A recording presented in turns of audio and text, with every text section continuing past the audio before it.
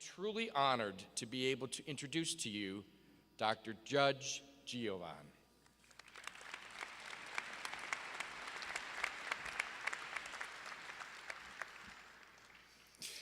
Reverend clergy, Dr. Garibaldi, Dean Askew, and most of all, most important, the class of 2018. You have no idea of the sense of honor that I have to be able to come here and speak to you. I had no right to expect it.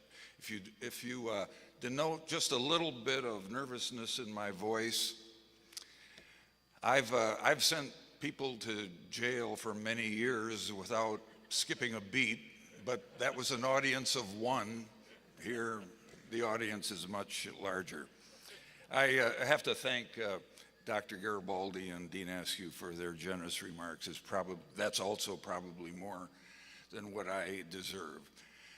I have the privilege of, many people have congratulated you. I have the privilege of being the one to officially congratulate you on this auspicious milestone in your career. I also congratulate your families, many of whom are here. I imagine many of them are relieved at the prospect that just maybe now you can start earning your own living.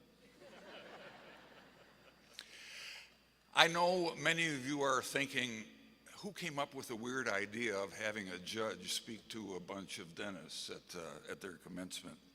After all, what would I know to be able to say to dentists and hygienists?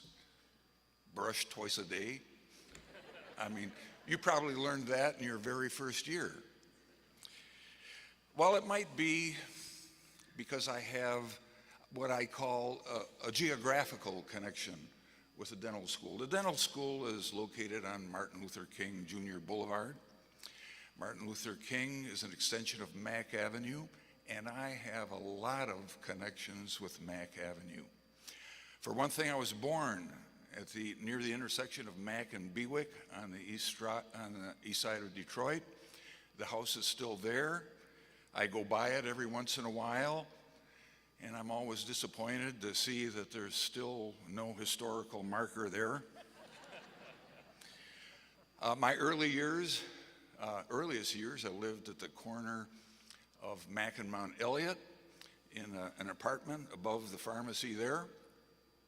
Then I moved again to the corner of Mack and Beneteau.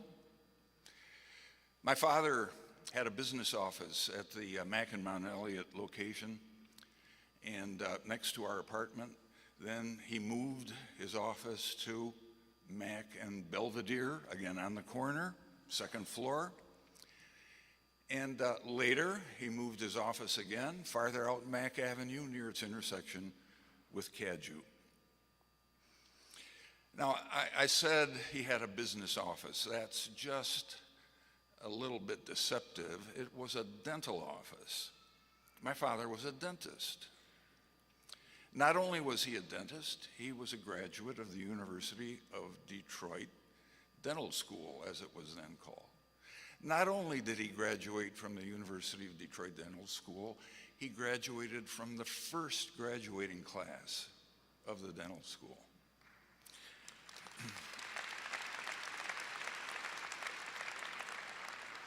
How do I know that? Well, for one thing, he told me.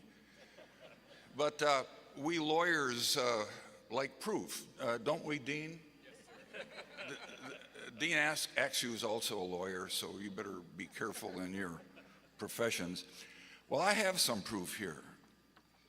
I have here a copy of the program from the Masonic Temple, Monday, June 3rd, 1935, University of Detroit, 52nd commencement. Back then, all of the schools had their commencements on the same day. It must have been a very long day. Look, I'm looking at page 5, School of Dentistry. There are 33 names there, all male. And they're listed alphabetically.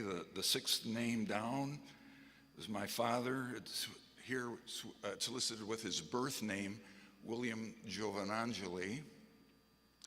He told me later that he changed the name because his patients couldn't handle the name. And while we're talking about names, my mother's maiden name was Teodora Giselda di Bartolomeo. So that will give you some idea of my origins. When I started here as an undergraduate at the university, 1954, this building where we are today was relatively new. It had been dedicated just 2 years before. It was called the Alumni Memorial Building, and it was known that way until it was rededicated as Callahan Hall. I was there at that rededication. One day I was talking to my father, the name of this place came up, and he said, "I contributed to that building." He said, "If it weren't for the University of Detroit Dental School, I would never have been a dentist." Right up there somewhere, one of you is sitting, I think, in a seat with his name on it. What he meant, of course, he could not have afforded to go to dental school anywhere else. Actually, his father, my grandfather, was at one time a very wealthy man. He was an immigrant, but he managed to become the owner of the Giovan Bank. And you'll never guess where it was located, on the corner of Mack and Riopel. It was there till recently, after it was taken down for urban renewal. My grandmother told me that during the Great Depression, while other banks were closed tight, my grandfather left the doors open because he felt that the depositors had trusted him with their money, so he allowed them to come in and freely withdraw their money, which they did in the panic of those years, and of course, it left the bank penniless. My father was one of 5 children. His education was interrupted. At age 18, he joined the Marines. He served 4 years in the Marines. The one boast that my father made to me was that he made the first string of the Quantico Marines football team at age 18. After he left the Marines, he resumed his education, and then he and the University of Detroit Dental School happened to come along at the same time, and he was able to graduate in that first graduating class. I know that the dental school taught him well. How would I know that? Well, after he passed, I would, of course, go to other dentists, and every once in a while, one of them would look in my mouth and say, "My, that's very fine work. Who did that?" And very proudly, I would say, "That was my father. He was a graduate of the first graduating class." Sometimes in social circumstances, if I ran into a lady dentist, I would use that line. It never got me anywhere. If I'd been more articulate, I might have married a dentist. I have to say, I saw some very nice lady dentists at a party last night. I hope it's okay if I say that. What can they do to me? The University of Detroit Mercy was good to me as well as to my father. Besides giving me a good education, I was able to participate in a lot of extracurricular activities I probably could not have if I had gone to a smaller school or a larger school. I belonged to the University of Detroit Student Players, the theater group. I acted in plays for 4 years. They gave acting awards at the end of each year. I never got one of them. I was on the debate team for 4 years. I was captain my senior year.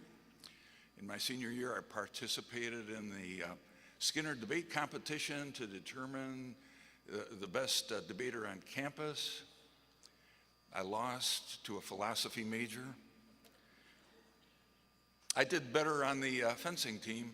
I arrived here in my freshman year on the fencing team at the same time as the new coach, Richard J. Perry. Richard J. Perry was an excellent coach. He coached here for many years. Years later, in 1972, he would coach the only NCAA championship team that the university has ever had. That was in fencing.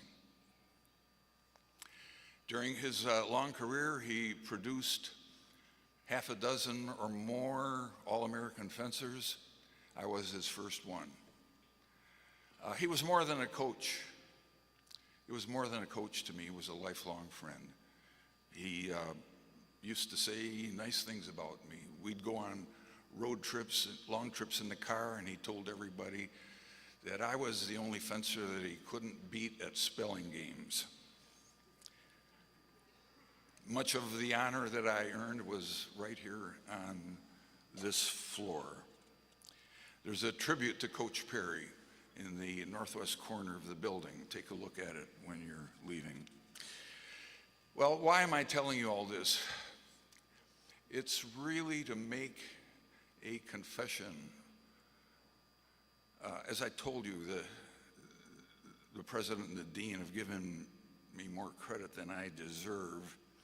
My confession is that I think the full realization of what the university and the dental school did for me and my family came to me later than it should have. Yes, during the many years that followed my graduation, I did come back to the university from time to time, but maybe not often enough. And yes, I did make contributions from time to time, but maybe not often enough. You know, it wasn't until after retirement, actually, after a professional lifetime as a lawyer and judge, struggling to get ahead in the profession. I never did make it to the Supreme Court. That I took the time for reflection over my past, looking at the long resume I had acquired. I made it intentionally long for the sake of all those people who said I'd never amount to anything. So, I started thinking, well, how did I get here? And the light went on. Just about everything I've done had its origins, and everything that was done for my family had its origins, one way or another, in the University of Detroit Mercy, beginning with my father, the dentist. So now I'm trying to make up for it. I'm showing up on campus more often. For example, I hardly ever went to a basketball game. Now I go to every one I can. I'm hoping they're going to be better next year. And I've also trying to do better in my financial support. Among other things, I've started a scholarship in honor of my father, the Dr. William J. Giovan Memorial Scholarship Fund. It's not $1 million or anything, but it's something. I'll offer this much of an excuse for my delinquency. Part of the reason for my aroused conscience, I think, was meeting Dr. Garibaldi. Before he came here, every president of the university from the beginning of time had been either a priest or a nun. And when I met the doctor, it occurred to me, God is not running the University of Detroit Mercy. It's up to lay people. I'm sure he has one eye open, but you know the old adage, God helps those who help themselves. Yes, we do have a healthy university now and a very prestigious dental school, as you all know.